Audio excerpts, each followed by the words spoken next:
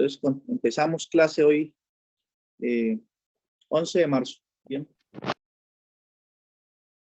Entonces, les recuerdo la asistencia de toma. Traten de colocar nombres, su nombre, ¿no? Aquí en su aplicación de Zoom para que no me aparezca que iPhone 6 estuvo presente en la clase. Me aparezca el nombre mejor de la persona. Bien. Entonces pueden marcar asistencia. Bueno, entonces nosotros ahorita vamos a estudiar las funciones de dos variables. Bien. Y su comportamiento cuando la vamos a analizar en un punto que no esté en su dominio. Es decir, supongamos que tenemos esa función f de x, y, ¿bien?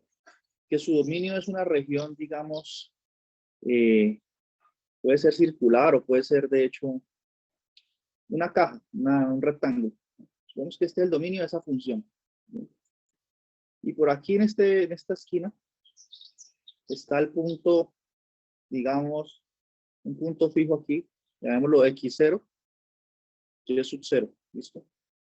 Es un punto dado. ¿Bien? Supongamos que este es el dominio de la función, la región que estoy sombreando, dominio de f, pero que ese dominio no involucra la frontera de la región. ¿Bien? Entonces, hagamos estas líneas aquí punteadas, para indicar pues que la frontera no está en el dominio. En particular, este punto x0 y sub 0 no está en el dominio de la función. Está en la frontera de la función que define.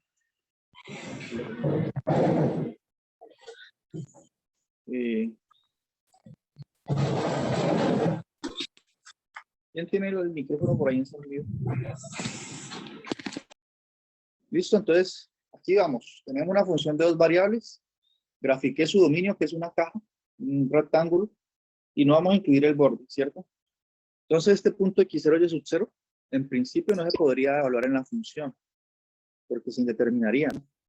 Pero nosotros sí podríamos determinar cómo se comporta la función cerca de ese punto, es decir, calcular el límite, y esta es la notación que se usa cuando x y y tienden a ese punto, x y y tienden al punto x0 y sub 0. No la podemos evaluar, pero sí determinar el límite, el comportamiento en puntos cercanos a ese.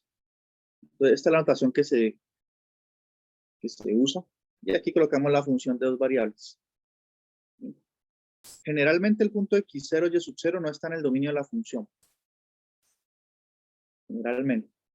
Puede ser que sí. Entonces consideren un caso. Si el límite, si el punto estuviese dentro de la función, ¿cuánto daría este límite? A ver. Si este punto estuviese en el dominio de la función, perdón. Si este pertenece al dominio. ¿Quién sabe decir cuánto da el límite? En el caso particular.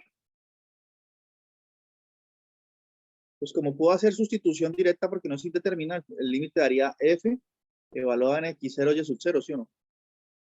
Porque el punto sí estaría en el dominio. Entonces, cuando estamos en este caso, a calcular el límite es simplemente evaluar la función en un punto. ¿Bien? Pero el caso interesante es cuando el punto x0 y sub 0 no pertenece al dominio. Entonces, allá no podemos decir, no podemos hacer sustitución directa. Bien. Un caso de esos, ¿cuál sería un caso concreto? Piensen en la función x por y. O x sobre y mejor. ¿Bien? Y que nos piden hallar el límite cuando x y tiende a 0. Límite cuando x y tiende a 0 de esa expresión x sobre y. ¿Cuánto daría ese límite? ¿Puedo hacer sustitución directa a la pregunta?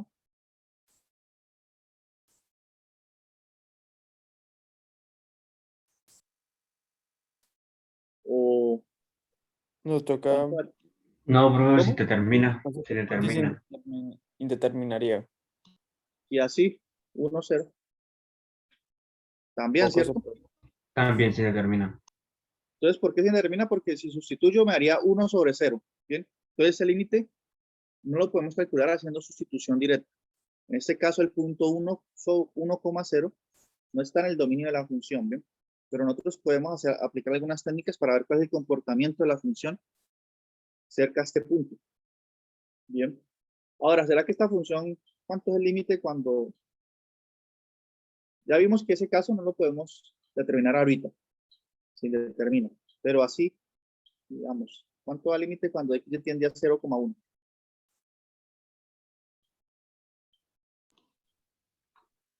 Eso ya daría 0, pero sería Sí válido. daría 0, ¿no? Porque en este caso sí puedo hacer sustitución directa. Puedo sustituir x por 0 y y por 1, entonces me haría 0 sobre 1, que es 0.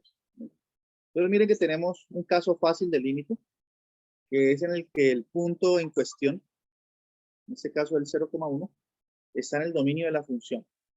Y el otro caso es cuando el punto no está en el dominio, que se indetermina y no puedo hacer sustitución directa. Bien.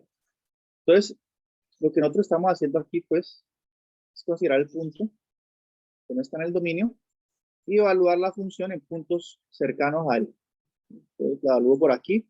Yo puedo construir una tabla, de hecho, ir haciendo una tabulación.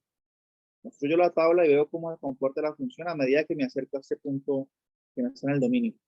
X0, Y0. Yo puedo hablar en un puntico por aquí, en otro puntico por acá, y ver ese comportamiento, ¿no? Entonces, nosotros que queremos aprender a hacer aquí, calcular límites, la mayor cantidad de límites. ¿Bien? En particular, cuando estudiamos derivadas parciales, la derivada parcial está definida, es una noción definida por medio del límite, ¿no? Lo mismo que la derivada de una función de una variable. ¿Cómo se definió? Por medio de un límite. Entonces es bueno, pues, aprender algunas técnicas para calcular límites. Entonces, estamos al frente, pues, de, digamos, unos casos a considerar. Entonces, pensemos en el caso 1, en el que el límite se hace por sustitución directa. ¿Bien? Entonces, en esos casos ya no vamos a tener ningún problema. Ustedes siempre intentan verificar eso. Otro ejemplo, límite por sustitución directa, pues está en el libro, ¿no? Dice el límite de 5x² por y sobre x² más y². Cuando x y tienden a 2, 1. Entonces, ¿cuánto da este límite? A ver, ¿quién me dice?